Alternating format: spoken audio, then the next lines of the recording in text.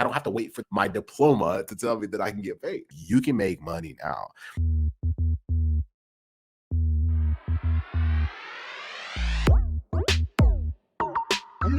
Welcome to the Anti-Broke Podcast. My name is Joseph Googie. I'm Casey Coleman, and we're joining you on this journey from financial frustration to financial freedom. We started as physical therapy students with one goal, to not be broke. And it wasn't our degrees, but the skills that we learned outside of the classroom that changed the game for us and our careers. Today, we're not just surviving, but we're thriving with multiple businesses that have soared into the six figures and beyond. But more importantly, we're here to help make sure that you can do the same. So whether you're a new grad, a student, or just starting out, we're here to help you turn what you're already good at into money, into wealth, so that you can have freedom as well. What's up, y'all? Welcome to episode 2. Super excited for this, man. We're going to be talking about a lot of stuff. But today, we're talking about the number one way to not be broke as a student. And then, of course, if you have questions, just build them up. And we do have a list that we are building of people who may get some teasers or may even have opportunities to ask us questions in upcoming episodes or even join us live to actually be in like the chat room while we're recording. You never know. So if you want to hear more about that, go to antibrokepodcast.com and we'll make sure you're taken care of. Casey, let's start with you, man. I know what my answer is, but if someone asked you right now, they were like, yo, the number one way to not be broke as a student, what would you say, man? I'm curious. I'd probably, if I was back as a student or probably talking to a student, the normal answer would be just to not spend money. No, stop spending money. However, students might be like, I don't have any money to not spend. So what are you talking about? Don't spend money. That's pretty much the common answer is not to spend money. Oh, save your money. But with what money? I don't have any money to save. With the stuff I got to buy, with the books I got to buy, with the stuff I have to spend on, with the travel, with the extra fee the school is telling me to get or do, with the internship I got to go on, with the application fees, with whatever else, with the trip I want to go on to have fun for myself while I'm still 16, 20, 25, 32, 47, however old you are. I want to use it, right? So it's not as easy as, just spend money save money like people say. You have to have money to save with. Thinking how I am now, probably the advice I would give now to my younger self in that situation, something I heard from the book, I Will Teach You to Be Rich by Ramit Sethi.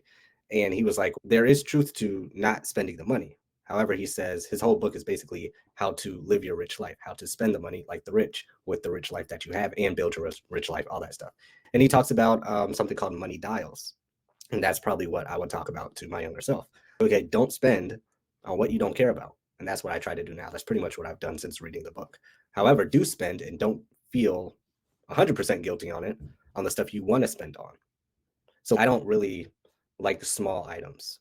There's people who talk to me and they're like, oh, I just bought something on Amazon, or I had to get this purse, or I had to buy this new piece of clothing, or I had to get these shoes. I like some of those things, sure, like everybody else. I'm not that much different. However, I'd rather buy a $60,000 car, a $100,000 car, a $1 million condo, right? I'd rather go on a $10,000 vacation. So I probably spend the same money as everybody else, except I don't spend on the little things that I don't really care about. However, my money dials for other things that I care about are turned all the way up. So going back to your original question of what I would tell students is, with your numbers that you have now, try and do the same thing. What do you not care about? Maybe you do care about shoes, but you don't care about skincare products. You never have to worry about that. Or you don't care about whatever it is you don't care about, but you're still spending on. Turn that money dial all the way down, shut it off, don't spend it all on that, and save your money for the new shoes that come out in 3 months. And you're good. So don't spend your money. I would tell my younger self, don't spend your money on the things you don't care about and save it for the things you want to spend on. So that's what I'd say. So what about the students that are like, I legit have nothing. I don't even got like money to do any of that with, period. What do you tell them? Oh, then you have to make more money. That's it. Or ask other people for money, or in some way, shape, or form, you have to get more money from somewhere. The government, your family, your friends, a job, anything else, you'd have to get more. You got it. Yeah, and the reason why I asked that is because when I see this topic of what's the number one way to not be broke as a student is just learn how to make money as a student. But also factoring in everything you just talked about, Casey, right? Because if you have that, then you're really not wasting money anymore. You're spending money on the things that you actually care about. So you're not really throwing anything away for no reason. But at the same time, you actually have money. And I think the thing that I believed for a long time, and I feel like a lot of people still believe, is this an idea that I have to have a degree before I get paid money. So I got to graduate first. I gotta have a bachelor's in whatever. I gotta have a master's or a doctorate before I can get paid more money. And it doesn't work like that. Like, bro, Case, I don't know if you remember, because Casey and I went to Andrews University. If y'all want to look it up, it's a small little university in Southwest Michigan. There were people on our campus, and I don't know if you ever met any of them, bro, but they were like self-proclaimed professional students, right? Like they legit would get degree after. I'm talking, they're like in their 40s, 50s, or whatever. They're on like their 7th degree. They had a master's in this. They were in the seminary, and then they were doing this other thing, and then they were in the bro. It was crazy. And at that time, like there was a lot of status associated with school. So I thought, until you realize it literally, like they were still just as broke. Like with 7 degrees or with 1 degree, they were probably even more broke. So at some point you got to ask, wait a minute, hold up. If school was truly the answer, then people who have a master's should be making drastically more than people that have bachelors. People who have a doctorate should be making drastically more than the previous two. So then why is it that some people that don't graduate from college make coin, right? Why is it that some people who only have a bachelor's make a ton of money, whereas everybody else is broke, right? Maybe there's something in there that we're missing. And so with that being said, though, it also probably means that the things that people know about making money, I can actually use as a student. I don't have to wait for the permission of my diploma to tell me that I can get paid. So if I were going back, bro, I would have told myself earlier, you can get paid now. Like you can make money now. And money looks different. So it could be jobs, right? There are jobs that you can make right now. Go on Indeed. Like most of the jobs on there don't even require a degree. You can get paid good money. There are things you can do online right now. The best, and we'll talk about this more down the line, which is the path that we've gone, is learning how to take things you're good at, right? Everyone has what we call a money maker. Like in our community with our clients, we call it a money maker, right? Everyone has these gifts, these skills, these experiences, or something you've gone through that if you learn how to package it properly, you could use it to help somebody else right now as a student. You can actually turn that into an income stream. And I'm not telling you this as theory. There's nothing we will talk about on this podcast that is theory. Like this is stuff that we are living. And so for us, it's that process is what helped us start our first moneymaker, also known as pre-PT grind, right? That has generated quite a bit of money. But more importantly, we have students right now who are in school generating like almost 200K last year. One of our students, some students making 2K in a month, 5K in a month, 10K in a month. Y'all, this stuff is possible. And I know you're hearing that and you're like, what? Part of it is just challenging the idea that I have to wait until I get my degree to get paid. And part of the reason why we're broke as students is because we almost submit to that idea. We submit to the idea that I can't do anything. We submit to the idea that because I'm so busy as a student, there's no other way to impact other people and get paid in return for it, right? Everything out there that's not a typical job, that's not after a degree, has to be fake, has to be a scam, has to be all the stuff that we hear. So we resist it. And then we have this mindset that it's got to be complicated, right? Which is taught to us by school, by the way, right? Like school teaches you that, think about it, like you've always been taught by school that the further up you go in school, the more education you have, the harder and more complicated it gets. When in reality, it's actually not that complicated to learn how to package something and help people with it. The hardest part is just doing the reps. And so my answer to this question is learn how to make more money now as a student. And what will start to happen for some of you, because many of you might listen to this and be like, nah, I'll just stick to struggling. That's fine. You can do it. The few of y'all that are like, oh, wait a minute. Like you might start asking different questions.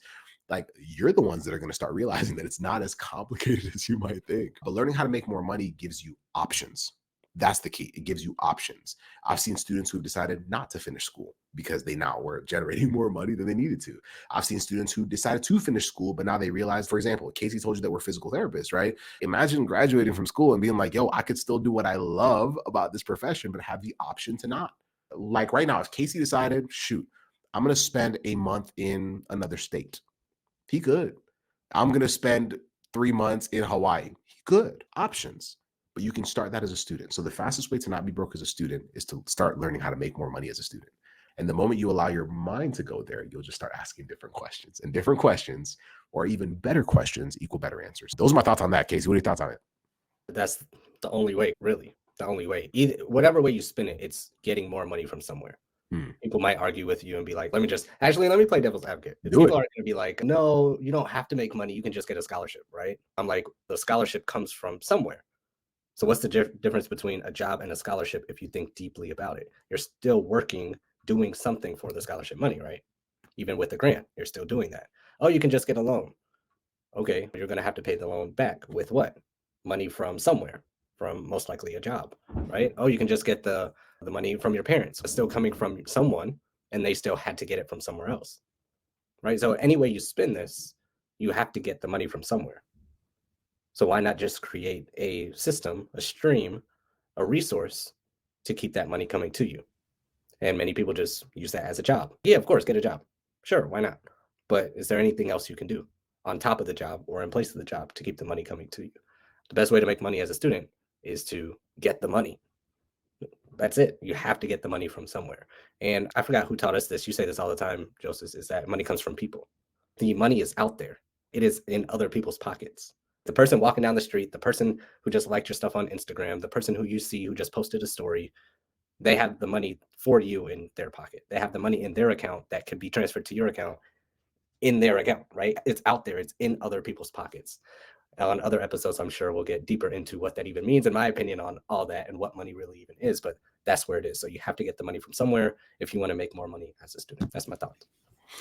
Man, what's funny about that? So let me pop back at what you said about scholarships, right? Because this is the funny one for me, right? So many of us, it's almost like a Band-Aid that we put on this conversation. I could just get scholarships.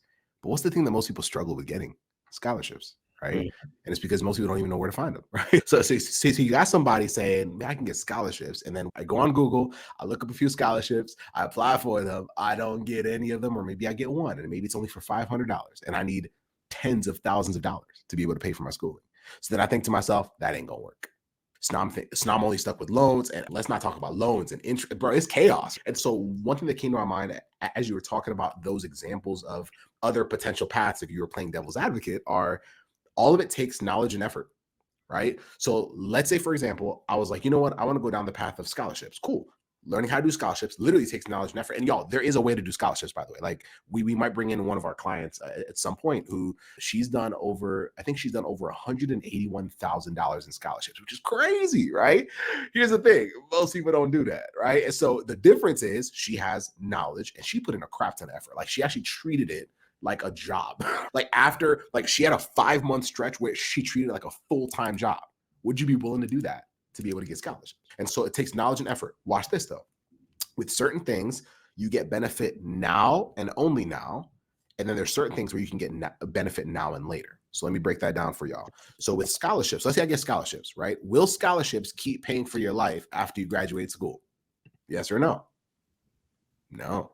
Right. And so the benefit is now / during the duration of my schooling. Fair? Which means that after I graduate from school, I am still at ground zero, meaning I don't have any benefit. And y'all are saying you want to be anti-broke. And we live in a world where we will go down the rabbit hole, right? Everything's getting way more expensive. No one's getting paid nearly enough. Everybody's complaining. Everybody's hoping the government's going to save them, all that ish. Victim mentality, whatever, right? But if the thing I am putting all of my knowledge, right? I'm trying to learn this thing and I'm also putting in the effort, the time. If it's only going to benefit me now and not later, is it truly as worth it?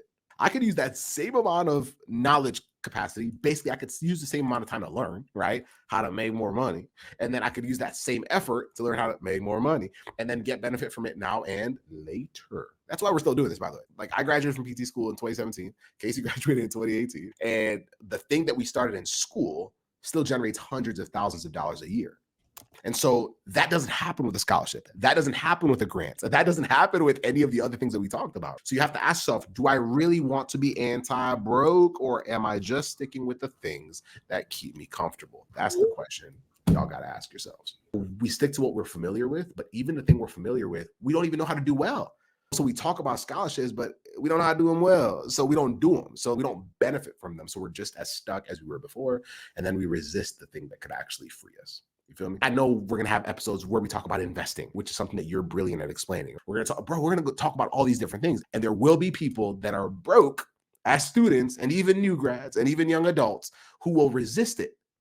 And I'm like, bro, like what? Just because it feels new. For the few of y'all that choose not to resist, welcome to the other side. For those of y'all that choose to resist, thank you for the views and listens. So, Case, what are your thoughts, man?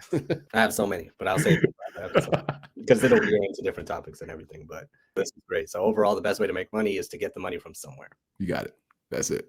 Every time. Man, I hope y'all enjoy this. If y'all do not want to miss these episodes, just tune in. If you want to know when we're dropping the next episodes, then go to antibrokepodcast.com. And we might, and I've been saying this, we might be opening it up to where some of y'all can actually be asking questions in real time as we record these, where you'll actually have this hidden link of when we're recording these sessions prior to releasing it to everybody else. So if y'all want to be involved in that, where you can hear some of the rants that we're going to have down the line and ask questions directly so that you can leave with clarity, then go to antibrokepodcast.com. And of course, be sure to like, subscribe. Social media wise, find us Instagram and YouTube primarily. Cash and Class University, that's the name of the business that this podcast is under. And then on all podcasting platforms, go just find Anti-Broke Podcast, and we got you. This has been great. Let's go.